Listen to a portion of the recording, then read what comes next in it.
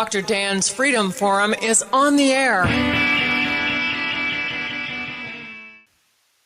Good evening. This is Dr. Dan, and this is Dr. Dan's Freedom Forum Live.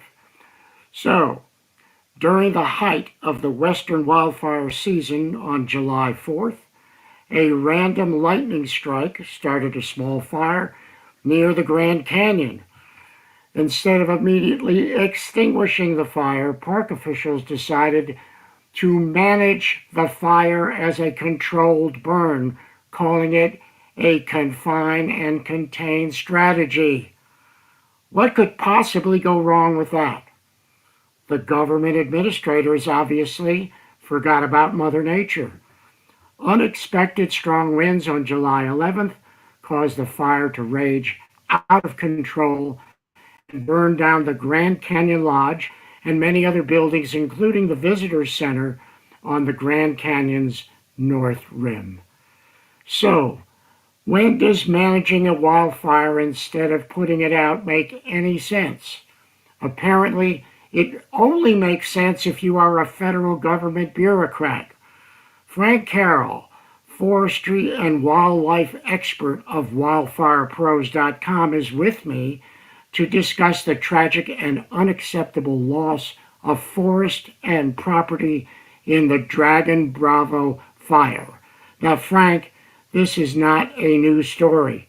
It seems as if this repeated mismanagement of wildfire by federal government agencies is a deliberate and negligent policy.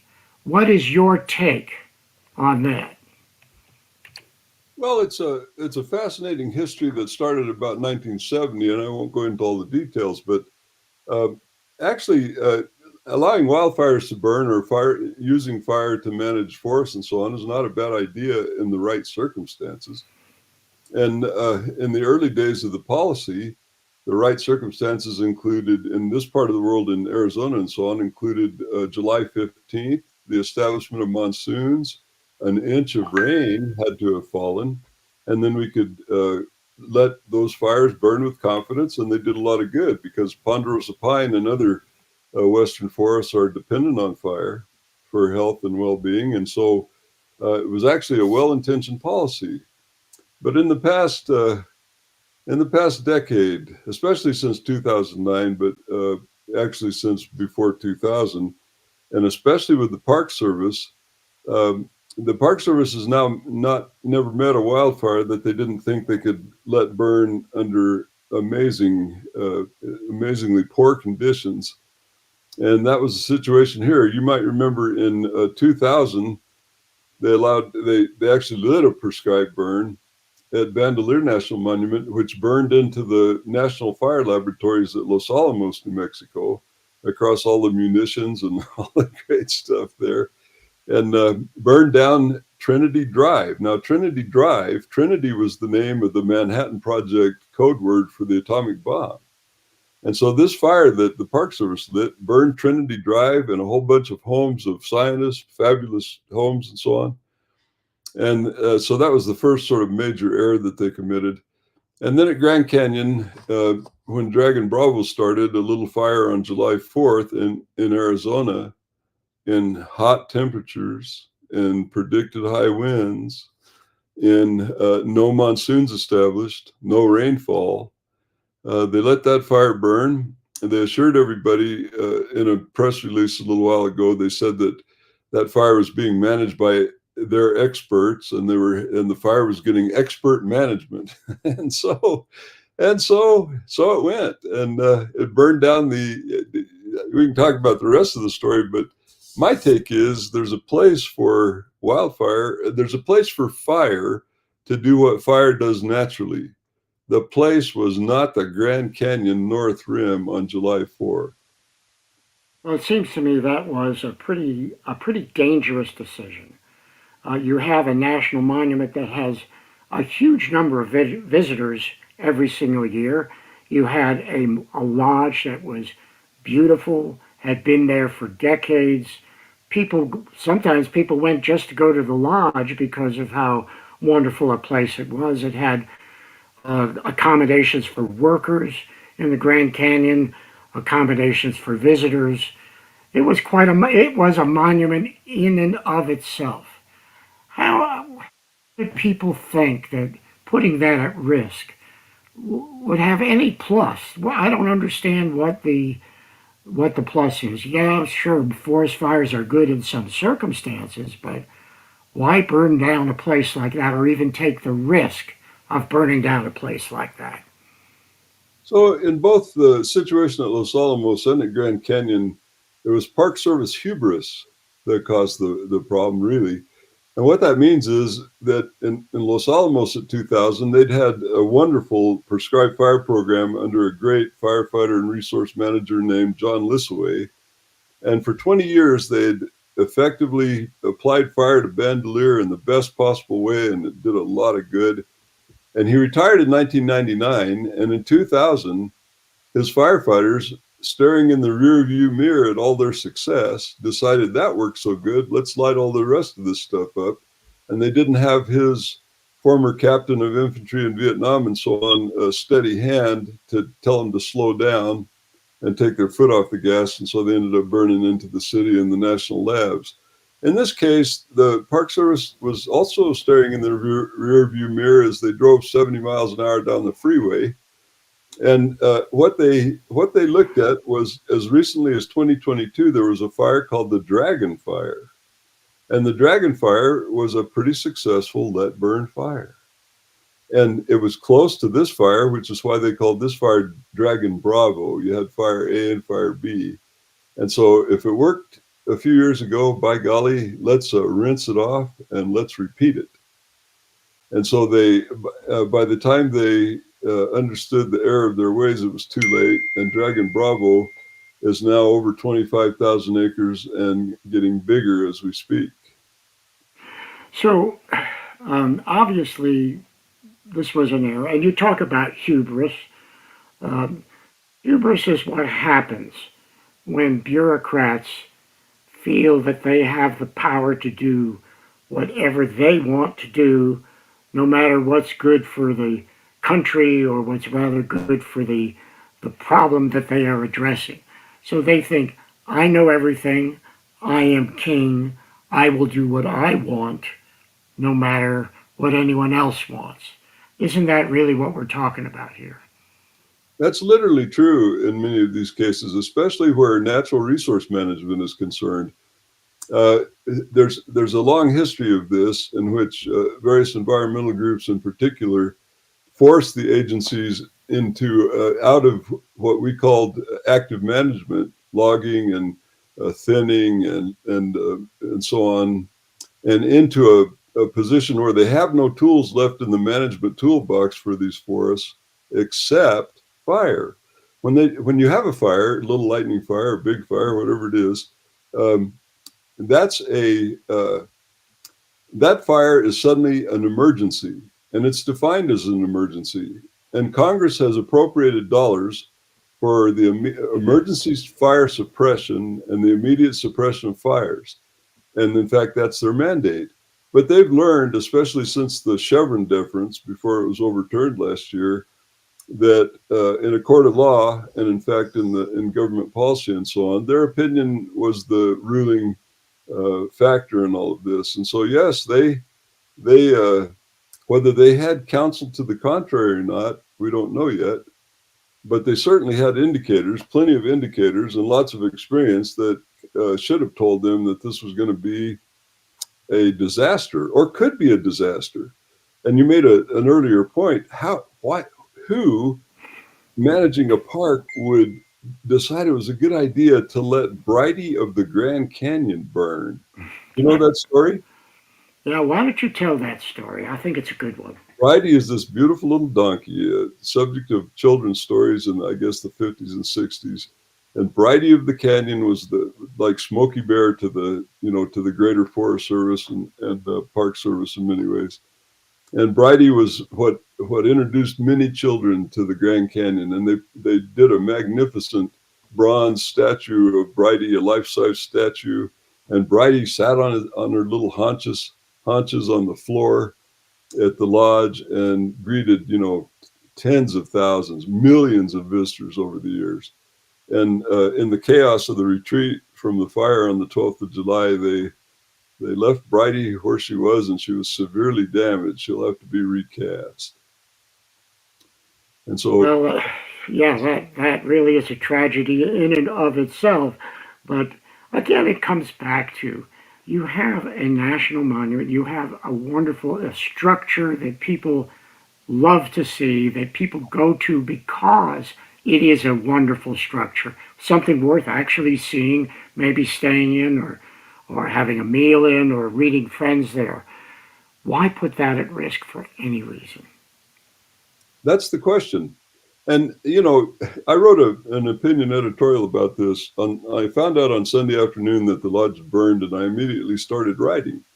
And I had friends tell me, wait a minute, you don't know what the investigation says, and you don't know what the factors were, and you don't know all the things that went into the decision. And I said, yes, I do. They let a fire burn, and it burned down the lodge. That's the end of the story. The proof is in the pudding, and the pudding is a smoldering ruin. That's for sure. There is no other proof necessary. No, But it's amazing to me that anyone in charge of something as important as a national park and protecting the contents of that park would in any way risk putting something they're supposed to protect at risk. I mean, here was a fire. Here was a fire. It was a tiny lightning fire uh, in the beginning. You could barely even see it on the map. I might try.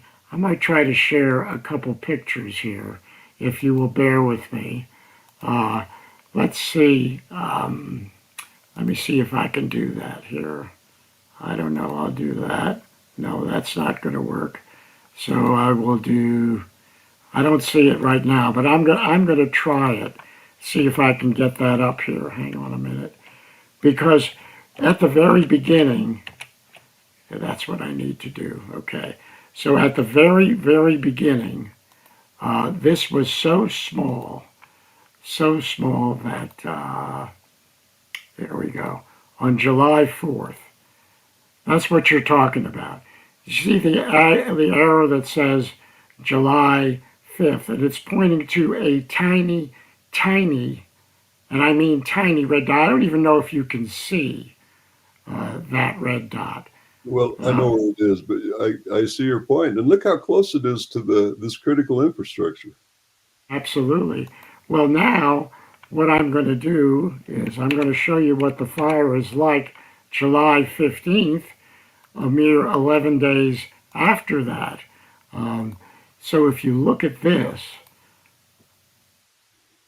go. Now that's a whole different story, isn't it? I think you could see the original fire is up here where that little red dot is.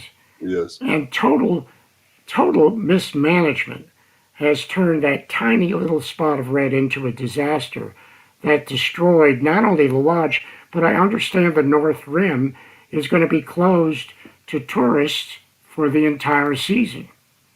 Maybe for several seasons, because the story gets even better.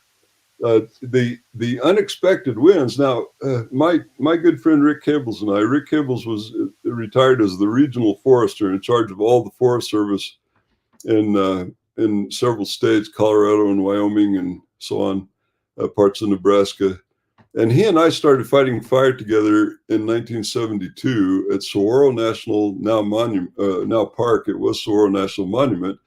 We were on a wilderness fire crew and trail crew, and one of our charges, that was the beginnings of the natural fire regime in that part of the world. And one of our charges was that, as I said, after July 15th and the rain and the monsoons were established, we young firefighters were not allowed to put fire out.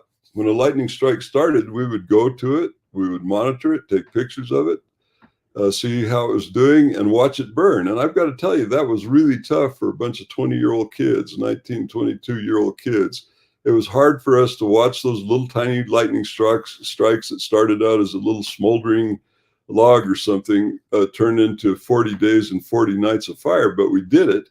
And it was a spectacular experience. But the the thing that was never unexpected, it was never unexpected in our ranks that in July, especially in early July, that there would be unexpected winds. No, we knew there would be winds, powerful winds. It was not unexpected that temperatures would trend drier, or the weather would be hotter. That we experienced it all summer long.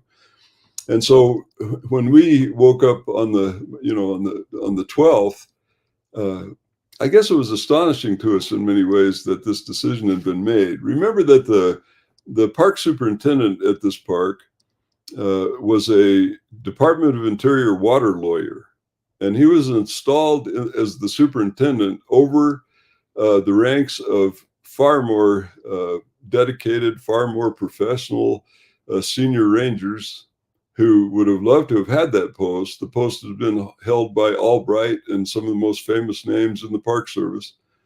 In fact, my wife's grandmother was this executive assistant to Albright and some of the most famous of the park superintendents in Yosemite and Grand Canyon and so on. And so they put this guy in that role, and he had a mission to fulfill.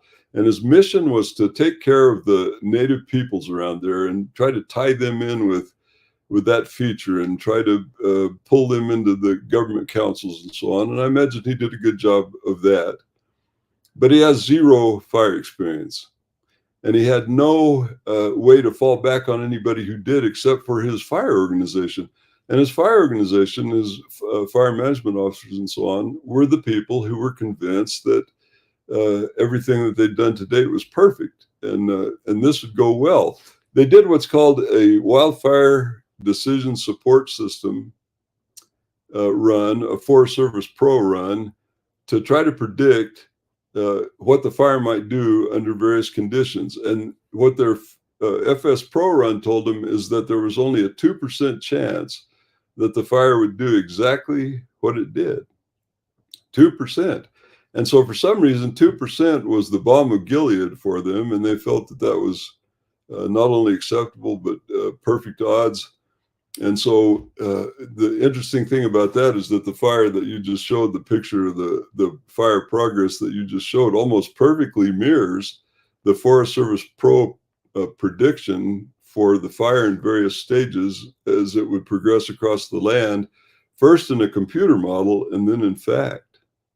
And so we had the most senior levels of the service. I mean, in the old days, the park rangers like Albright and my father-in-law, Al Ayers, and so on, they could look at this situation, and they had fire experience, and they understood the vagaries of fire, and they got it that if you let a fire burn in heavy fuels in the middle of an old forest, there's a good chance that you'd have problems, and it would not have occurred to them to do this. More importantly, there is no law.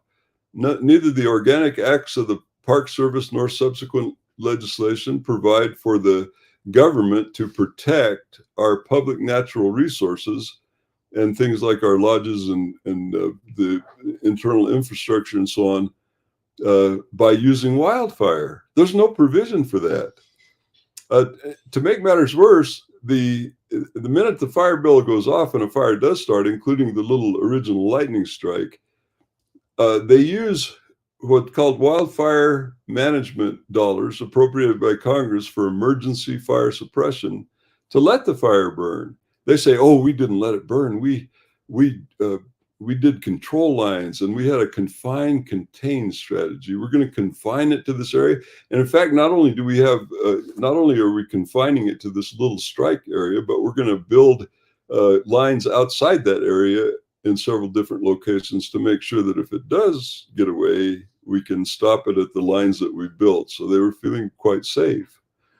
In the unexpected winds that rose on the 12th, their lines not only didn't hold, but their plan, called a management action plan, was to ignite those indirect lines, we call them, those lines outside of the main fire area, so they could burn their fire from their predetermined lines back to the lightning strike and stop the fire in its tracks. The only problem was they were so disorganized and it was so chaotic that nobody lit those lines on fire. And, I'm not sure it would have done any good anyway, but be that as it may, none of those plans and none of their confidence was warranted.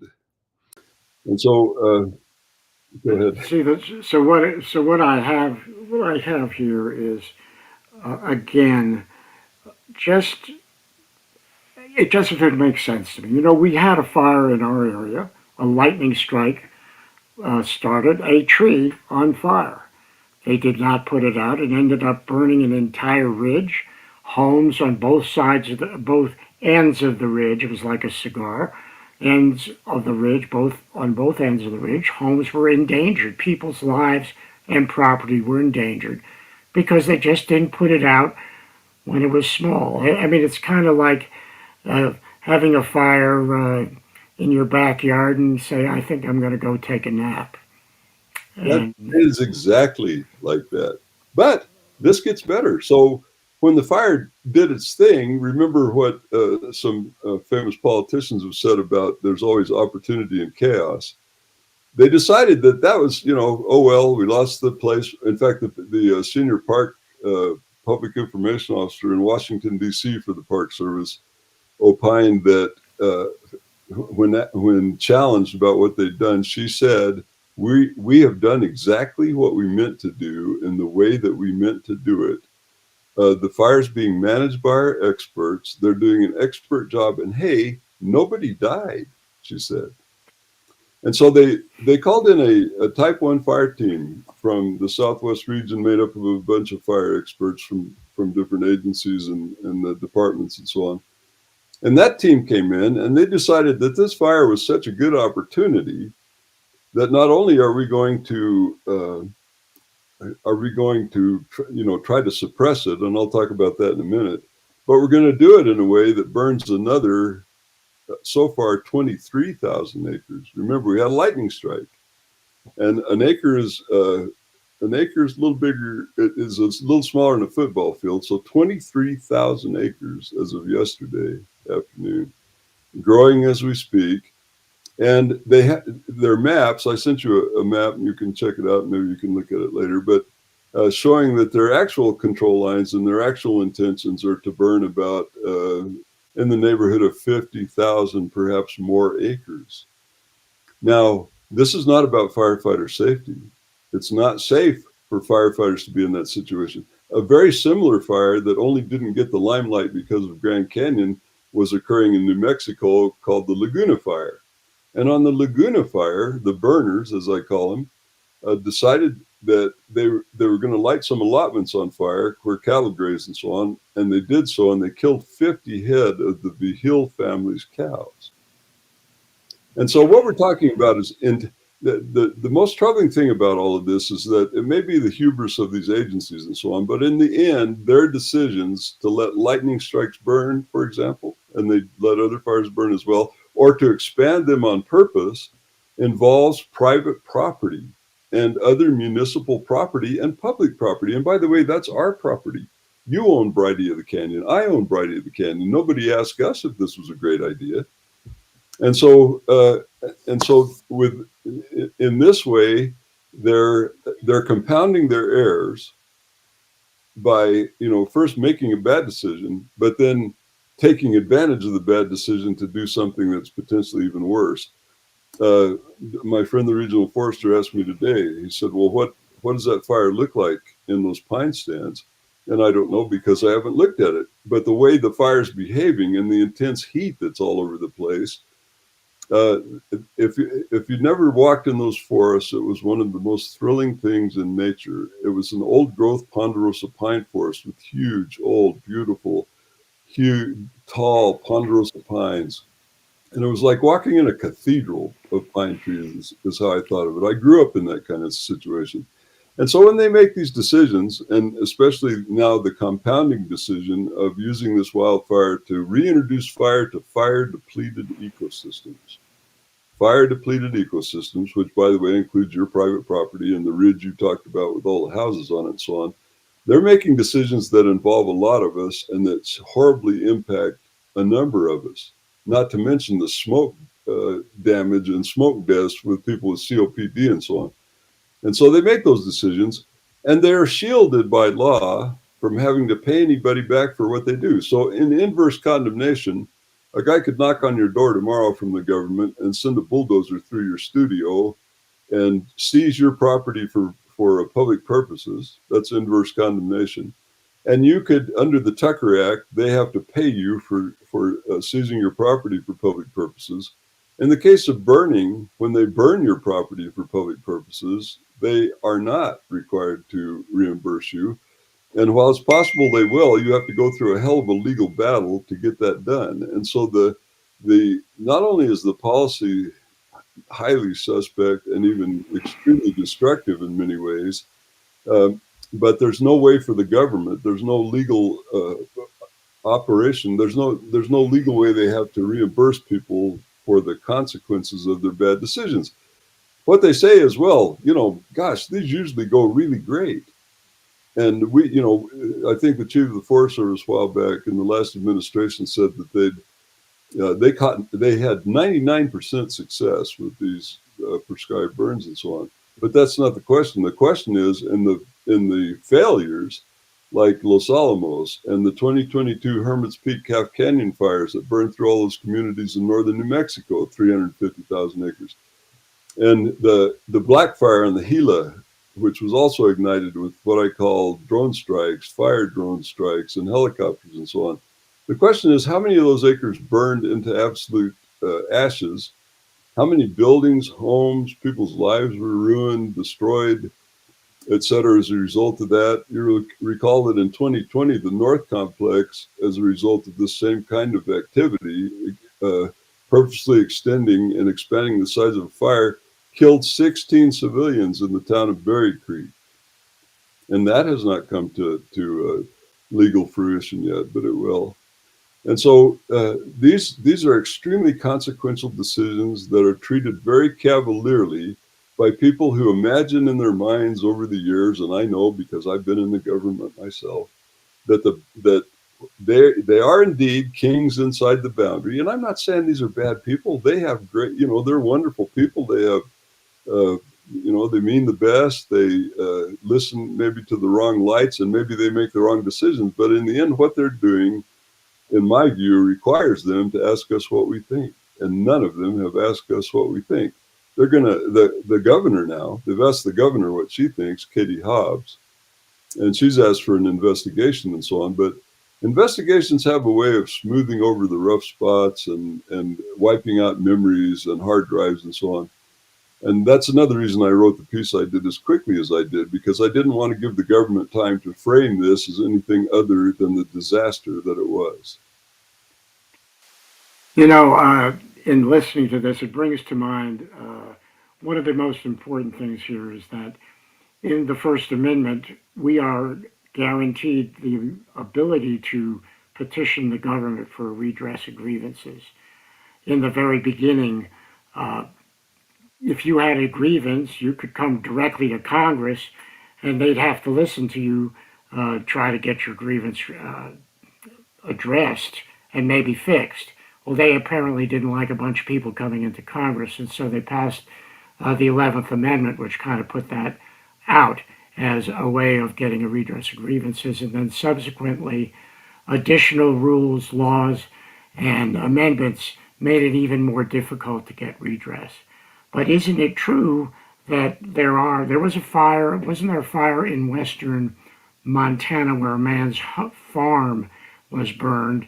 And isn't he now suing for a redress of grievances and making it some way through court? Yes, there are a couple. The Alice Creek fire, I think, is what you're referring to, and there were a couple of ranchers, and firefighters fell back onto those. Well, they allowed the fire to burn because it was on the east side of the Continental Divide, and they figured it would stay there because that's a bunch of rocks. But it came over the divide, and when it did, they started burning from the low areas, from the canyon bottoms and so on, to try to slow its progress. But it wasn't about to be slowed because of these unexpected winds and hot, dry temperatures. And so then they decided they needed to fall back onto the flats and light a fire to try to stop the main fire. I guess in retrospect, they would have been better off not fighting the fire at all and just going home. But what they did is they lit these private ranches on fire, and those ranchers have sued under the Federal Tort Claims Act, which is extremely difficult to prevail under that act. But they've made it through some important milestones, and we're now waiting for a decision from the judge in that case, the case of Alice Creek, to see if we can win one on this. It would be very important to the American people if they could, you think about Gaithersburg, is that it? No, Gatlinburg, where Oh, the yeah. Park Service park rangers decided for a halt. It's too complicated to talk about, but in the end, they let it go, and it killed a bunch of people and burned a bunch of houses. And Dolly Parton stepped in and gave everybody $5,000, and it was a touching story. But the government is pitifully armed to compensate people for these decisions that result in the taking of private property. You mentioned something which is also important. One of my beefs with the Forest Service is that they do not do their job of keeping their access roads clear in our area. We have a lot of Forest Service roads that are just impassable. That's a way of keeping us out, keeping loggers out, and all of that stuff. That's our land, but they are actively impeding us from using our land. So what we have is we have a lot of fuel lying on the ground in places where they are supposed to be clearing it up. I remember seeing an incredible series of pictures of the Western Forest from 1906 through today, where in 1906 a man who was there on a horseback, and he was able to gallop at full speed through the national forest out there without tripping on anything, without having to jump over anything. And then subsequent pictures over the years shows more and more growth to the point where now that same exact location is completely impassable. Maybe with a team of people with chainsaws, they might get a little bit a ways in, but there's no galloping a horse through that area, and everything that's on the ground is fuel. So it's no surprise to me if you have a lightning strike, it's going to go, and there's just plenty of fuel lying on the ground. And I'm sure everything that I just said is true. The Indians commonly at the close of the season in the fall would light the place on fire because the fire would run through and get rid of brush and obstacles and so on. It would also leave really great forage growing up in the regrowth in the following spring for their horses and animals and so on. And so that's, in fact, those stories of people riding four abreast for miles and miles in the Great Western Forest and driving wagons just across country in those open grown stands of pine trees with grassy floors. I've seen those forests before. There's still relics out there where they exist. And guess where one of the major ones is? On the north rim of the Grand Canyon, although it's rapidly disappearing. And Well, in not fact, anymore. Not I'm well. anymore. I'm hoping that the damage is not as horrible as it appears to be at this juncture, but it's hard to tell. And yeah, you've seen some maps. I showed you some heat signatures from satellites and so on, and it does look grim. There's a lot of heat on the ground, and ponderosa pine are armored against fire. They're extremely fire resistant. In fact, they depend on fire to be healthy. Ponderosa pine trees burned in one fire are basically fireproof. If they live, they're fireproof for another 20 years at least. And so they need fire, and that's great, but they only have so much resistance. And if you have a bunch of people lighting stuff on fire with drones, it's too much, too fast, too far, and You know, the consequences are too horrible. well, that's another part of this that really uh, irks me, and that is that as part of this entire Forest Service and firefighting experience, they're not even satisfied to let nature take its course. They have to go and use drones to light areas on fire, which makes things worse. I don't see how that's any way making things better. It's not, and it's a I call it Klingon battle language. When the Forest Service lost its ability to do timber sales and different things, as the Center for Biological Diversity sued them out of existence and into incompetence on those old skills that they had, they fell further and further back on wildfire as a management tool. And I submit that wildfire is a pitiful management tool. That's like, I don't know, it's like trying to treat your a toothache with a sledgehammer. It gets rid of the toothache, but it leaves some collateral damage. And so, yeah, I started working in fire in 1972. So for 50 years, I've been intimately involved in the whole evolution of planning and wildfire policy and fighting fires and wildfire practices and so on. And my friends and I who served on hotshot crews and who were smoke jumpers and served in the upper ranks of the fire organizations and so on, we don't recognize these people. We don't understand what drives them now. What's the point of managing a forest? The point of managing a forest is to end up with a living, breathing, healthy forest. That's what we were taught. And so who are these people now that are running these giant expanding fires and so on that don't seem to think that that's a good outcome? On the 2020 North Complex, as I mentioned earlier, the sum total of this, they started lighting two fires together for various reasons, the Bear Fire and the Claremont Fire, on the 3rd of September. And it got up in predicted red flag conditions and ran 194,000 acres of prime California timber country and killed everything in sight. All the trees, elk, snakes, and 16 civilians caught in their beds and trying to escape their homes and so on. That's not good policy.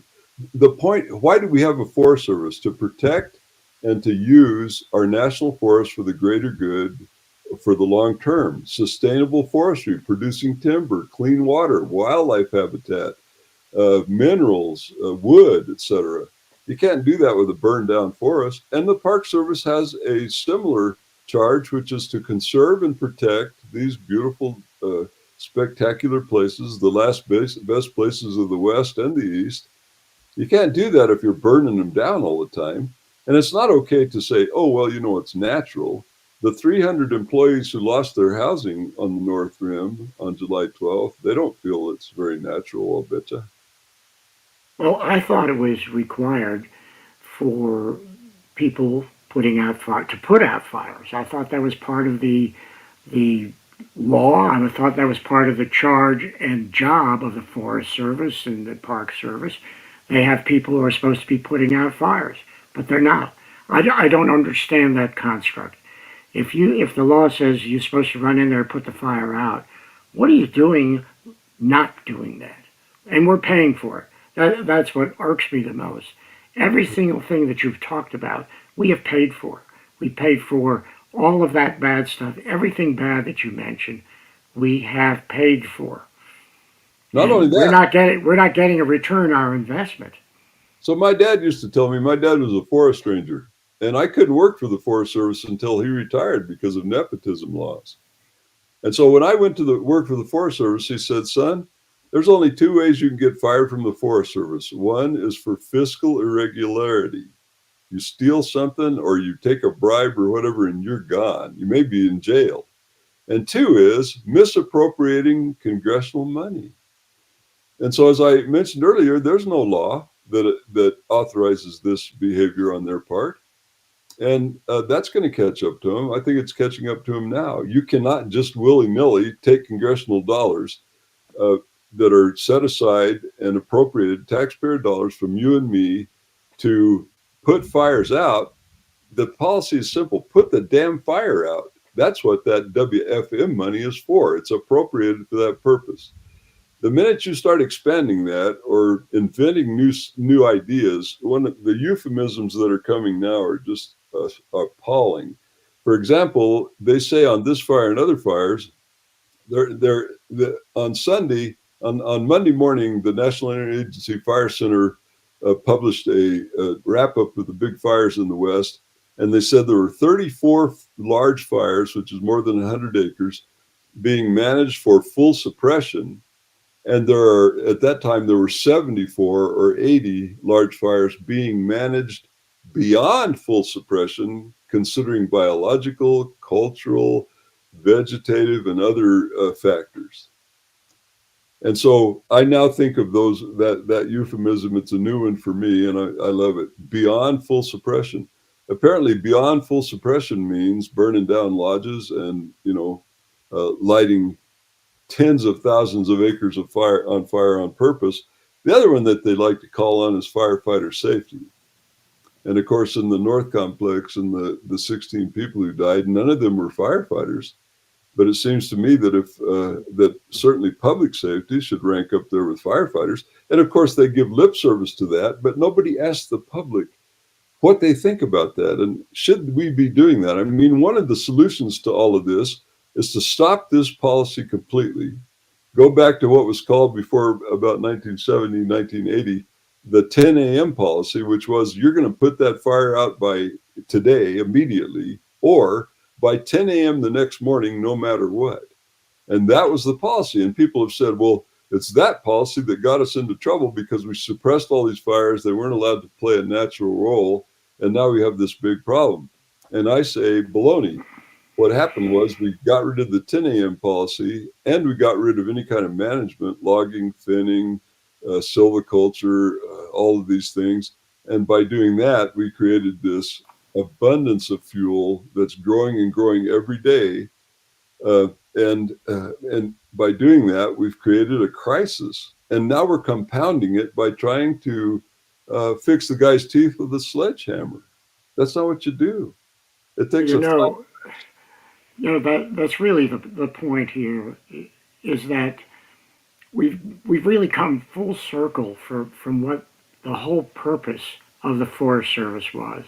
The Forest Service was, as you have mentioned, the purpose was to give us protection, forests that we can play in, recreate, hunt, fish, and whatever else we wanted to, ride horses, or whatever we wanted to do. There are forests, and they needed to be protected. The problem really comes down to the fact that the Forest Service has, in the past some years, 20, 30 years, they do not do the job in upkeep. They claim they don't have the money, or whatever they claim. They are not keeping the forest up. They're not doing their job of clearing the roads. They're not clearing the deadfall so that you can walk through the forest. They are leaving the forest in a condition in which they are unusable. I think that's probably the point that they're trying to achieve. So, and that's, of course, a subject for another discussion. But when it comes to this fire here, I know your article and some of the articles have had some three key points, and I'm going to read those points, and I would like your final comments about them. The Bravo fire was small at first, but eventually grew to destroy dozens of structures at the Grand Canyon's North Rim, including the Grand Canyon Lodge. The fire's rapid growth, fueled by historically high winds, prompted evacuations and the closure of the North Rim for the 2025 season, and as you said, probably longer. And of course, state and federal lawmakers, including Governor Katie Hobbs and Senators Mark Kelly and Ruben Gallego, have called for an investigation into the fire. I agree with you again on that. Once Congress and once the government starts investigating anything, you do not get the truth. I could list a whole bunch of commissions and whatever of the government that have given us nothing but garbage and lies in order to justify bad action by government bureaucrats. So, Frank, what's your final take on this? It takes things like this. It takes multiple deaths at a railroad crossing to get them to put in a barrier. And I'm hoping that this is a watershed moment when people can really look at what the outcomes of this policy can be, and we can have an actual real discussion with the agencies about why this is happening. The new chief of the Forest Service, one of the first things he said, the second paragraph of anything he said publicly, was he was going to order the immediate suppression of fires. What happened to that? Because it's not just on the parks. This is happening on the forests as well, including forests right next, right in the same area right now today. And so my final thought, I think, would be that this was a tragedy, and it needs to be addressed that way. Leaders give their subordinates credit when things go right, and leaders take the blame when things go wrong. And we've heard nothing from the Park Service in the way of an apology for destroying this treasure of the American people. So I'm hoping that this is a giant jerk on the reins of these hubristic agencies and their fire policies in a way that we can all benefit from. Well, I hope you're right, and what you say is absolutely true. There is no accountability now for anything the government does. That's the tragedy. We are being governed by really a bureaucratic state they're not elected. We can't unelect them. We cannot touch them. They do what they want. We pay the price. They get paid. That's a tragedy. Our founders did not have that in mind, as you well know. So, Frank Carroll, again, every time we talk, it's always fascinating and interesting. I love your take on things, and I want to thank you so very, very much being again a guest, and unfortunately having to discuss another tragedy in the national forests, one should never, ever, ever have happened. Thank you. You, Frank. We'll meet again soon, I know. Maybe on the range in the national forest, for all I know. That one that hasn't burned. We'll have to figure out which one that is. But anyway, thanks, Farrell. It's been Frank Carroll. It's been a great evening. Thank you for being a guest on Freedom Forum Live. Thank you. Good night. Good night.